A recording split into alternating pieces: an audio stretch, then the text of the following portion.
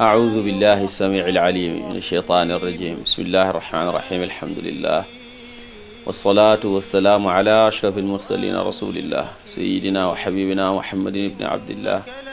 صلى الله عليه وعلى آله وأصحابه ومن والاه ñu leen di nuyu te di leen ziyaar te di ñaan suñu borom mu defaral ñu suñu zaahir ak suñu baatin bi xurmati rasulillahi alayhi salaatu wassalaam ci turu Islamic Cultural Foundation of America di mbootaay goo xam ne jullit yi yëpp ko bokk rawatina jullit America ñoo leen di yëgal xew-xew bu mag bu ñuy amal at mu jot di Prophet Muhammad's annual weekend in America ren nag muy amee ci 740 Delafield Avenue Staten Island New York 10310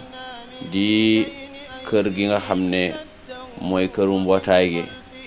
muy am na on April ajjuma le 24 samedi le 25 ñu ci woo bokki jullit yi yëpp moo xam fuñ mën a nekk ci biir Amerika wala ci biti Amerika ñu ñaan yàlla suñu borom mu fekkee loo ñu ko defee dinañ fa amal njàngum alquran ahadith rasulillahi sallallahu alayhi wa sallam xale yi tamit dinañ fa def ay démonstration bu ko defee borom xam-xam yu bari dinañ jógee ci gox yu bokkul jëriñ ñu ci njàngalem yonent yàlla Muhammad sallallahu alayhi wa sallam wassalaamu aleykum wa rahmatullahi wa barakatuh